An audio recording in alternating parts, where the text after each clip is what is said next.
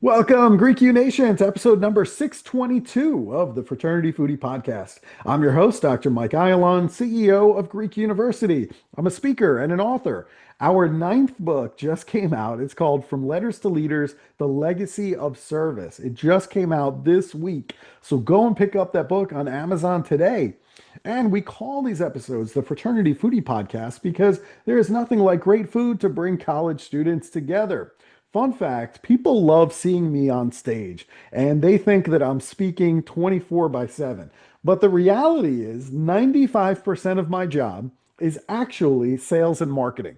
So if you don't like sales and marketing, you shouldn't be a professional speaker because it will be nearly impossible unless you're a celebrity or you're some political figure like the President of the United States. I do believe that sales techniques are a requirement for any college student to land their dream job, to climb that corporate ladder, and also to be effective in their job, no matter what your title is or what your industry is. So let's learn a little bit more today why this sales skill is so critical for all of our college student listeners. David Dorazzi is a successful salesman and a California native, still residing in the Los Angeles area, and he has just published his brand new book. It's called Sell, Sell, Sell! Exclamation mark. David pulls back the curtain on what it really takes to thrive in sales, not just for a quarter, but for a career. Drawing from nearly a half century of real world experience, raw journal entries, and time tested strategies, he delivers the straight truth about what works, what doesn't, and how to rise to the top. No gimmicks, no fluff. So, whether you are a college student brand new to sales, or even if you're already performing in a sales job, you're going to walk away with proven techniques to close more deals, a mindset built for long term success, real stories from the field that teach, inspire, and entertain, and also some hard won lessons that can save you years of trial and error. Welcome back to the show for the second time, David.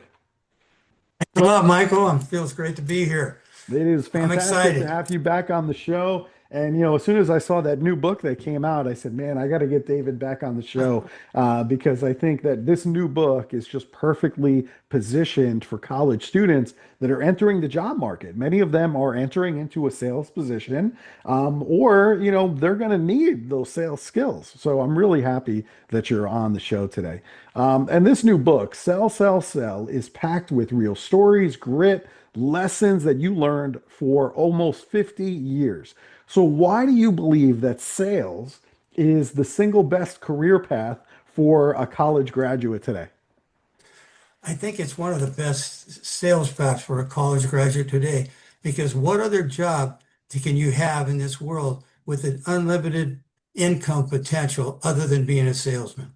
I mean, it's just there, and every company out there in this earth in the United States needs to sell their product. And it's like, if you learn it, no matter what your education is, if you learn it, you could sell it and you believe in it, but you got to know it inside and out because most people don't take the time to learn all that. So it's in a way you become a teacher.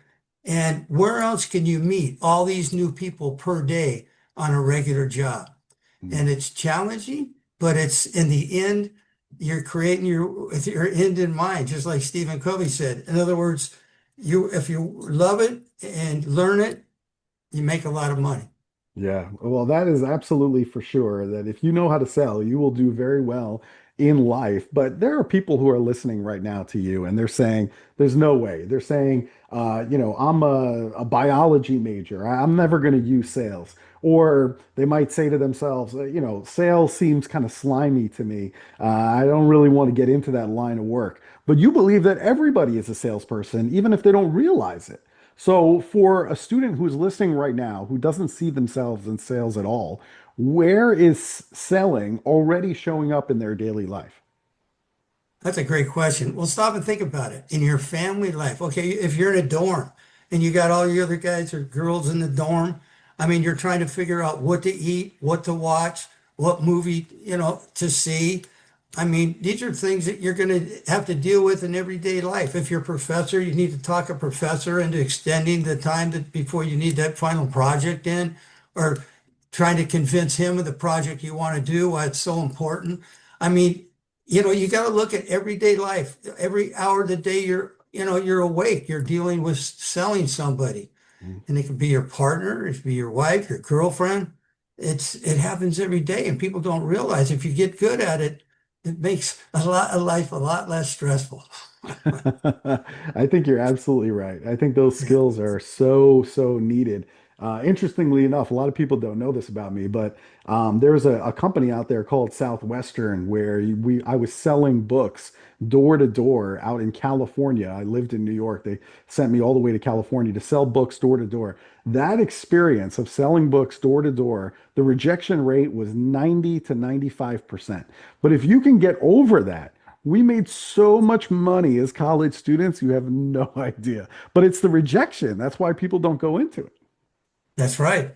So true. I mean, I look at that as far as, advertising. I did a little bit of advertising in my lifetime. And students can even do that in school. I mean, you could, stuff like that. I mean, it's all numbers. It's like you said. I mean, Zig Ziglar, the guy that one of the old motivational, that's what he did. He sold books when he started out in the Yeah. pots and pans and everything else. So I think a lot it's of like, people, yeah, they got their start in just yeah, selling whatever, books, pots and pans, anything, you know? exactly.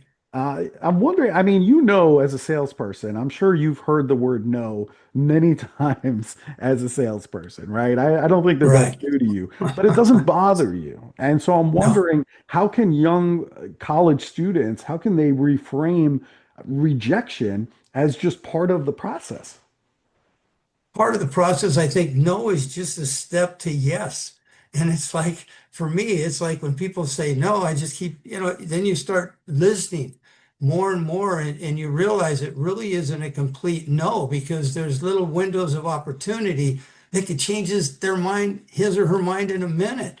Mm, And it's like, that's what you got to do. You got to listen, and that no, it may be a longer road to, the yes than some people, but sometimes it's shorter, sometimes it's longer, but it takes a lot of listening on your part to see what they really need. hmm You know, when I think about the really good salespeople that I've run into over my career, many of them have this like outgoing personality. They're very bubbly. There always seems to be like happy, right?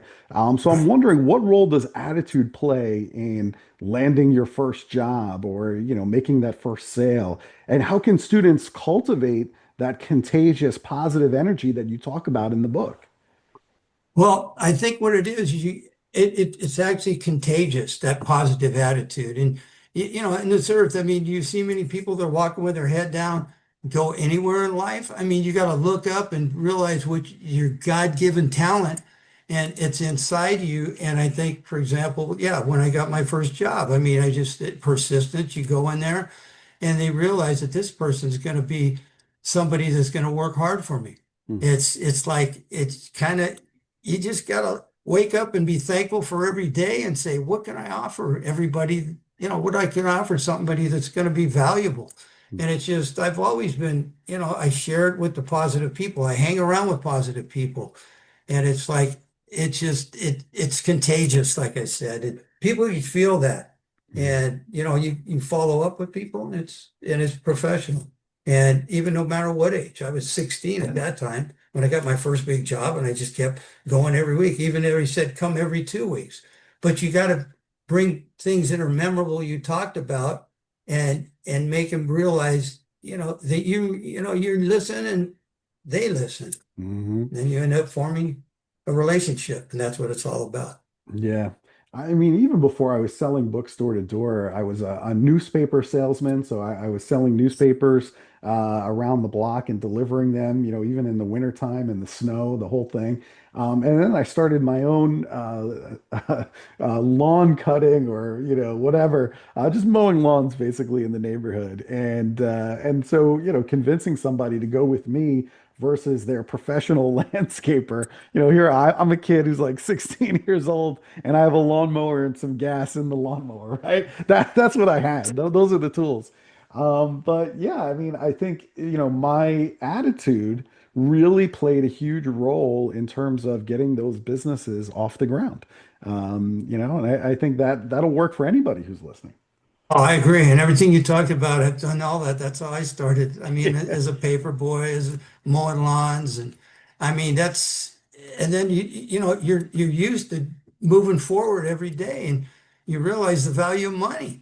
Yeah. That's important too. Yeah, you You got to know, build that in early. I agree with yeah. you. I really understood very clearly at a very young age, 16 years old, the value of money. And for me to be able to make that money and go out and buy the things that I wanted, man, oh man, it just set me up for the rest of my career, in terms of, working hard and having a good work ethic, because the harder that I worked, the more money that I made. And so from a very early age, I got that, like, clearly, It's so important. It's so important. I look at now, as the years go by, I talk to doctors, dentists, attorneys. I mean, I make double what attorneys and doctors make in sales. And Yeah. and it's like, sure, I went to school 6+ years, but basically, all those people, I got the cousin has a doctor, she's finally got into yeah, well, she finished med school. She's a psychologist back in St. Louis, and she's making a flat fee for next 4 or 5 years. So it's 12 or 14 years before you start making money. A lot's could happen in those 14 years. Yeah. So, you need to be making, when you have an opportunity to make money quick in this world, it makes a big difference. Yeah, and med school's not cheap. Those those No. education bills, you can rack up quite a bit. Yeah, 6 figures exactly. for Yeah, med school. That can be very, very costly.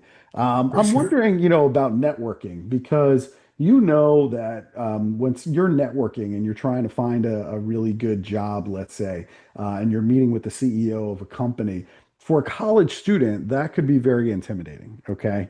They don't have a lot to offer necessarily right out of the gate. So, if a student is struggling with networking, in your book, you say that they should just smile. A good laugh can help to build trust faster than any sales script. So, what practical tips do you have for college students that are trying to connect authentically with a recruiter or an employer? Well, the things that I think about, it's like I could refer to my magic, something that I just learned this past week. This guy's been a musician for 40 years, and he said, when I was 16, this guy's in his 60s. He says, this one kid walked up to me. I was doing magic on the street. He says, hey, he says, would you give me $1 if you tell me where you got your shoes? He looks at me, he says, what are you asking me that for? He says, yeah, will you give me $1? He says, yeah, okay, where do I got my shoes? He says, you got them on your feet.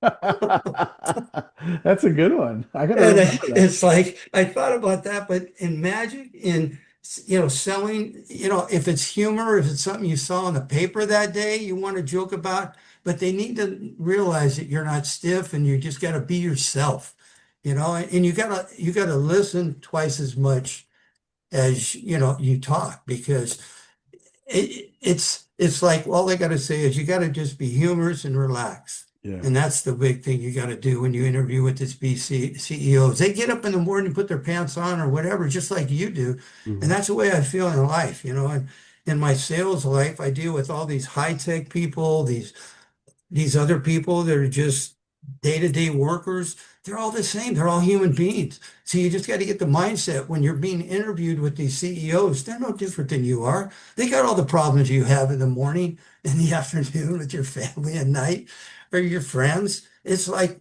if you get in that mindset, you're there. You're in their world, and Yeah. you're in touch. I'm gonna have to remember that magic trick about the shoes. I'm gonna use that now. I'm gonna credit you every time I use it. I'll say, David taught me this one. I didn't come up with it on my own.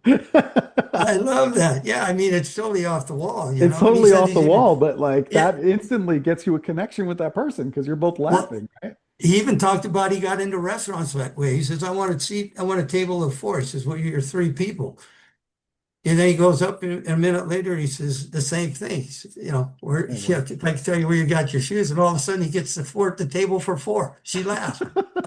I think that's great. I really do. I'm gonna have to remember that. Thanks for that tip because I'm gonna use it. I'm gonna make a lot of sales because of it.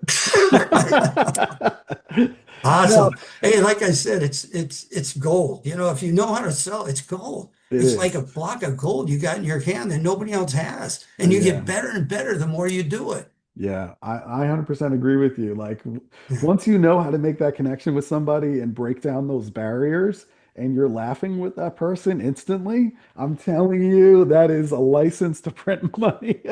Exactly. That is Yeah, I great. tell you, That you is know really you good. won. Yeah. Now, Not to say, you emphasize active listening as the number one skill in sales. And I think that's something that I could always get better at, is just being an active listener. I think so many of us, we think about what is the next thing that we want to say instead of just actually being present and actually doing some active listening. So what does active listening look like, let's say in a job interview as an example, and how does it immediately set a candidate apart from the others? I think active listening is how you set yourself apart. You study the company before you go into there, and you know you're listening, and all of a sudden something will come up that you know about that him or her will blow their mind when they realize that you're really into what they do and show that you're interested in their job because it's not about you, it's about them. They got to Mm, need you. So, and anytime you're dealing with people, even in my sales career, it's like it's all about them, not about you. But then at some point they're going to be interested in you because they really want to know about you because in the end they're going to have to trust you.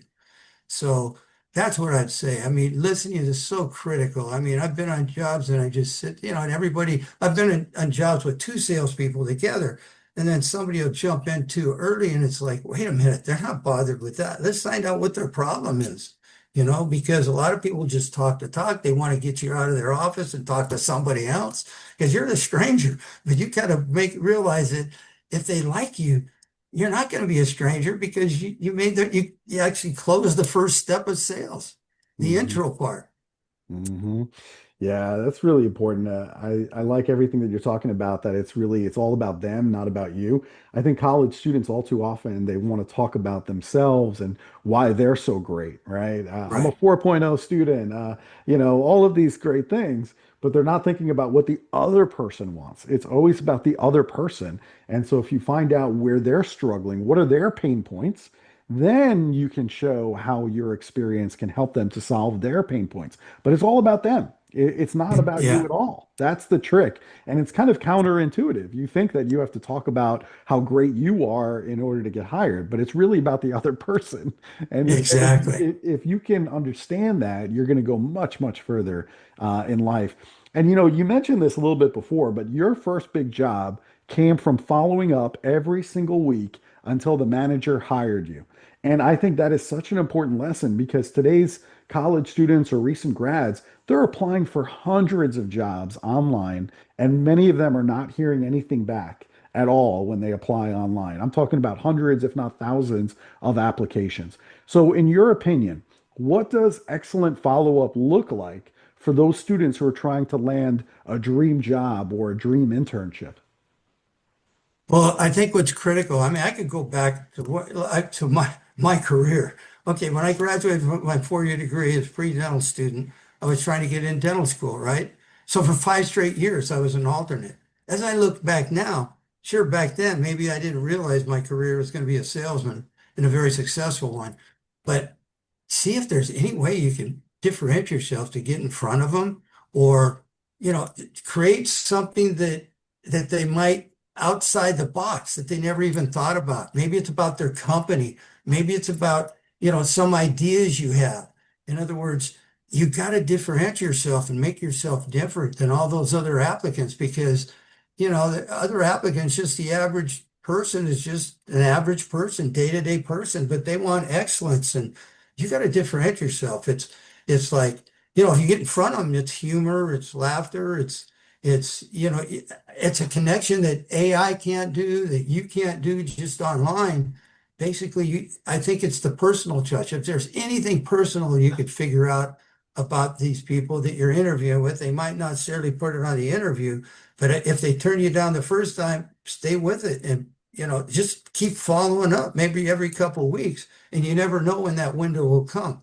Like I mentioned in the book, 80% of 20% of your people you deal with are your big, are the ones that you close and do well with. Same thing, probably interviewing with different colleges or different jobs or what have you. You got to differentiate yourself. That's what I think. I mean, Hmm. I mean, you were able to differentiate yourself, I think, through humor. You were able to do that through persistence, clearly, and that made you very memorable.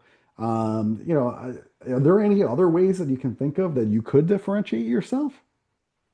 as far as how you can differentiate yourself, you know what? If you could have like if you're trying to get that job or whatever, you could mention in there a few other things you do. Like I look back, I wish I would have got into magic years ago because it's one way to differentiate yourself or Hmm. just some hobbies you have that maybe you're a standout. I look back, even on my applications, I would put it. I mean, I was the most inspirational player on my football team and I was what, second string running back, but everybody, it's stuff, just something in your life that maybe stands out that you could differentiate yourself. I think Hmm. stuff like that. I mean, it's there's a lot of people in this United States, 350 people and across the world. So Hmm. you got to make yourself different.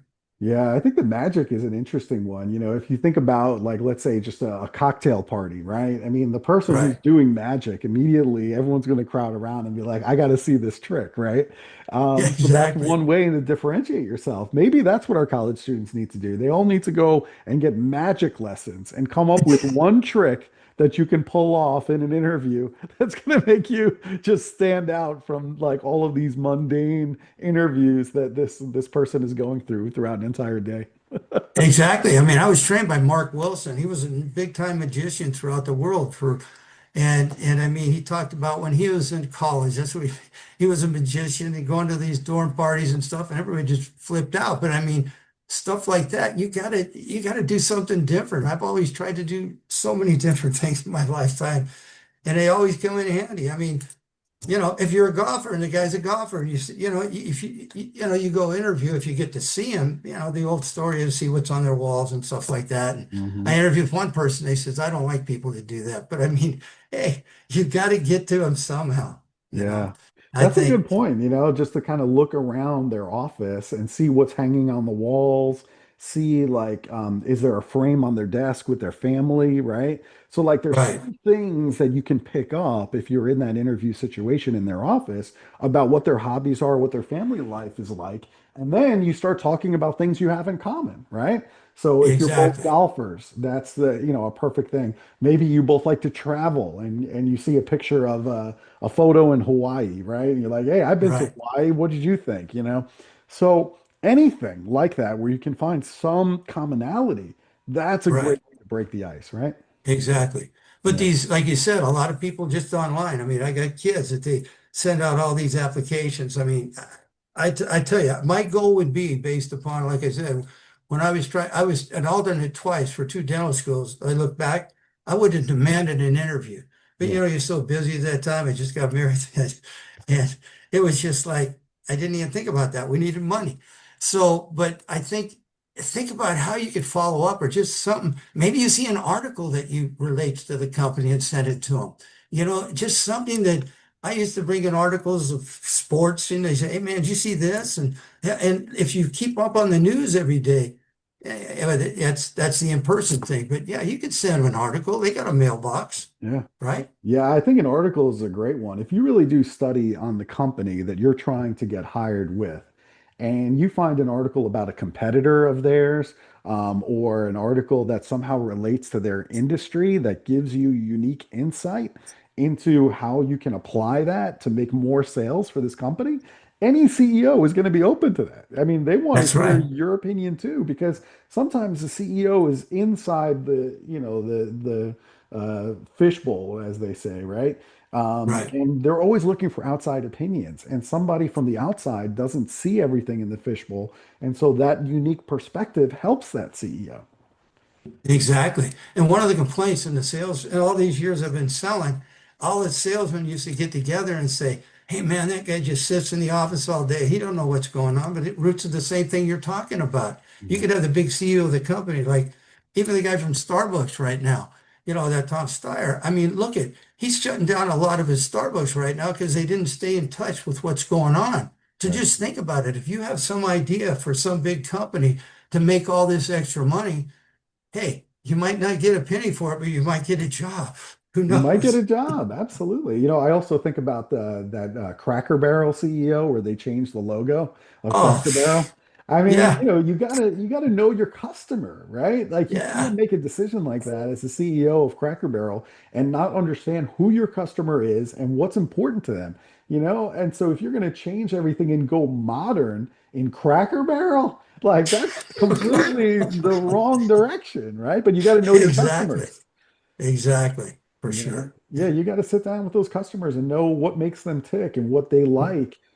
So I think, talking to customers is a great way to figure out, what angle a company should be taking. But you got to do the work. You got to meet with Exactly. people. Yeah, exactly. And it's good, like, kids out there in college to get a part-time job where they interface with people and they could meet people that way that are connected to these big corporations too. Did you ever think about Mhm. that? Mhm. We're getting towards the end of the year. We're here November 21st here today. And in January, everybody always comes up with their goals for the year, right? We say, all right, in 2026, here's a list of things that I want to get done. And in the book, Sell, Sell, Sell, you share this powerful story of writing your goals every January and how that practice transformed your life. So, how can college students use the same system that you use in order to accelerate their career? I think they can do it, what I've been doing for years. And I know everybody has their phones, their computers, but you know what? You need to separate from that and make your list. I mean, I learned, like I told you, on my first big job. I think I got a notepad out and he put things to do personal, things to do for business, and things to do for phone calls. And, that's one of the ways. And at the same time, though, like you were asking me before, you set these goals each year. And I usually like to pick 10 of them.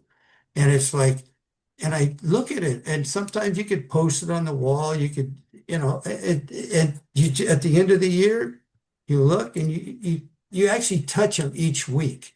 And on one of the things to do list to reach those goals, I actually look at that list and make sure. And then at the next week, I make it, and you eliminate some of the things, but you got to keep doing that, updating it weekly, minimum. Mhm, mhm, But mhm, as far as the goals per year, those are like I used to make 20, every company I worked for wanted 25 targets. I worked for Merck, the number one Fortune 500 company, and they had everybody making 25 targets.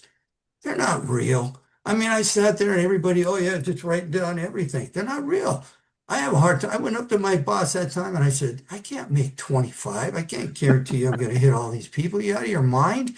They looked, and 25, that's a big number. so then you got to pick your top 10. And Yeah. I kind of transferred that to my top 10 personal goals and business goals. And I mean, if you look at it on a regular basis, let's say it's weekly, every couple of weeks, see where you're at. And like I Mhm, mentioned to you before, I achieved over 20, over the last many years, I hit 8 or 10 every year. And mhm. it's put me at the top 2% of sales, 2% of the sales increase in every company I worked at. And I made a lot of money doing it and, get a lot of popularity within the sales world. I mean, everybody thinks you're a god. It's like, and there's a lot of bennies for it. So, Yeah. Yeah. and you're working all the time, but if you're dedicated and love what you do, like I read the other day, it's on one of these music channels, it says, if you love your work, you never work a day in your life. Yeah. And I think everybody can love sales, or unless everybody should at least investigate it because they're always going to need salesmen somewhere out there in this world. Yeah. I completely agree with you. And for guys like us, when you make that Yeah. big sale, there's no better feeling in the world. I, It's just God's honest truth. Like when you make uh, a big sale, I mean, it's just like a rush that you oh, get. it's so true, It's and so it's powerful. not, it is. I mean, I tell somebody, you get a lot in a lot of colleges, there's a lot of things happen and people doing stuff to make themselves feel better. But I tell you what, I wouldn't do it. I think sales is the biggest high in the world, man. I mean, Yeah. it's like, and what's interesting about sales, like, I've sold small ticket items, but there's nothing different from selling a small ticket than a multi-million dollar item. And Mm. it's weird. It's the same process. Hmm. So why not be involved with the big ticket items? And Yeah, that's that's a the good 20 or point. 30% of those top 10 targets that I hit every year in Yeah. business. That's a good point. I mean, once you learn how to sell that basic skill, then you can apply that to anything. And Anything. obviously, if you're applying that to big ticket items, then that could mean a really big paycheck for you. No question about it. But yeah, I agree with you. It's a huge high when you make a big sale. I also get that on stage, by the way. There's this huge high when you get 4,000 college students in the crowd and they're loving it. There's a high associated with that. There's also that high when you make the sale, even before you get out on that college campus. Yeah. So you're always chasing those moments. Yeah, Um, I remember I had a moment like that when I was in Florida, yeah. and I was the number one salesman in the company I worked for. It was Merck at that time. Mhm. And I had to get there and speak, among these 500 sales guys in this big auditorium. And it's Yeah. like, wow, this is cool. I made This it, is man. cool. Yeah, this is cool. There's definitely something there. Yeah. And I think everybody can do it as long as you're passionate about what it is that you're speaking about. And you were obviously passionate about sales and passionate about Merck. So it's very easy for you to get up on stage and talk about that because you love it. And Right. it's just a part of you, right? Um, Exactly. And I think in sales, what's interesting, anybody students out there in sales, I learned it, investigating on campus with the recruiters, and I realized there's all types of sales out there. I mean, one job, there's base salary jobs. You're worried about, you don't have to be a risk taker when you begin on sales, but get a job that does inside sales. You learn it, and then if you have an opportunity to go outside, or if you go to another job, you got the skills. It's like you get security. I mean, even when I got the first job my first big job in the corporation, I got a base salary plus if you did a certain increase in sales, they doubled your salary the next year. So, I mean, you got maybe, if you're making X amount of dollars, $3,000, whatever it is a month, you got to take a cut and you're getting 25, but you have an opportunity to learn sales. It's fun. You can it's just a fun thing to do yeah, for 100%. anyone Yeah. because even if you're bashful, you'll learn to be open. Yeah, yeah, I think that's a good point too. Like, I think anybody can sell, even the introverts. I think you can sell. Like Right. I'm an introvert and I'm a public speaker. Okay, so if Yeah. I'm confident that anybody can learn these skills. We talked a little bit about listening, right? Active listening as a skill within sales. Are there any other like sales skills that every young professional should master? Even if their first job isn't really in sales. Yeah, I think so. It's, even if your job is in sales, you got to learn how to connect. Mm, You got to connect and build your network and any walk of life. I mean, because you never know when you're going to need that relationship and connecting. But relationship skills and connecting, those are so important. mm, And, I still keep in touch with a lot of people I've worked with through the years, and they've been a big part of my life. And, you get stuck. I mean, you go in there and sell. A lot of places I go in and sell. If I don't have it or don't have the answer, I pick up the phone, just like the old Thinking Rich guy did. Hey, I'm the smartest man in the world. What do you need? Henry Ford. It's like, you know, you are even, and now you're the smartest person in the world. You get on the internet with AI, but you know what? There's nothing like the human connection. yeah. 100% agree with that. And I agree with the networking piece too. That's a really important skill to know how to network. Those are the most successful people that you know. These people have mastered the skill of networking. And so I think that skill is incredibly important. Go and pick up a book about networking. I teach networking 101 on college campuses around the country. Even if you're not in sales, even if you are the furthest thing from a salesperson in a company, I'm telling you, knowing how to do those things, active listening, networking, connecting with other people, these are things, it doesn't matter what AI does, These are things that are truths of the human race, that we must connect with each other. We have to network with each other. All of those things, listening to each other, these things are critical. It doesn't matter how big AI gets. Exactly. I agree. I Yeah. mean, everybody, I'll never forget one of my old coworkers saying, Tarazi, I can't believe you. No matter what situation you're in, you get back into the wall, you always come out of it on top. It's like, 'cause I sit back and listen and they go, okay, I know what they want, what they need. And they go, yeah. I mean, I'll tell you a story. One of the stories I was in sales, the guy says, hey, I need you to shut down my plant. I says, I never shut down a plant. I was doing some business with him and he says, I want you to do it. And I go, okay. So I picked up the phone, got a guy that I knew that could shut down the plant. And anyways, I got in front of these big fire division of firemen out in this Victorville, California. And I'm sitting there with 8 engineers, and this is one of the best reports and closing we've had in our lifetime. And I go, hey. So, I mean, you don't have to be an expert at just one thing. You could be an expert at everything if you build your network. Yeah, that's absolutely right. There's always somebody out there who's been there, who's done that you can learn from, but you got to have a big network to do that, right? Right. Very, very good.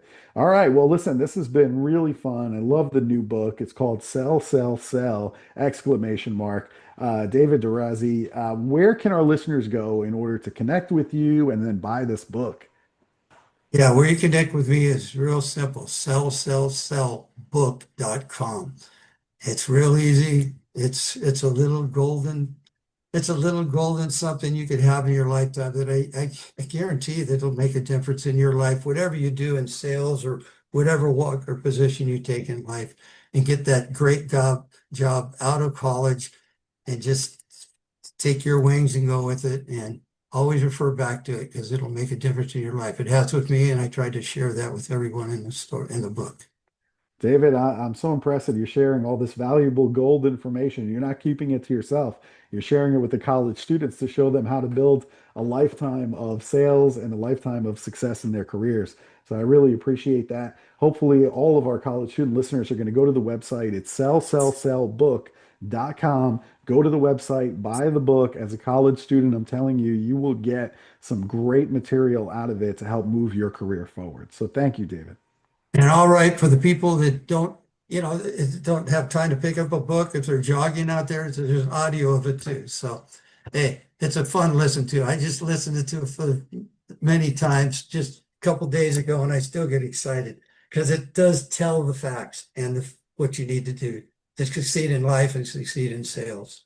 There you go. Get the audiobook. You can do that while you're in the car, while you're working out in the gym, while you're going for a run. You could just listen to the book. You don't even have to read it. You don't even have to pick it up. Just listen to it.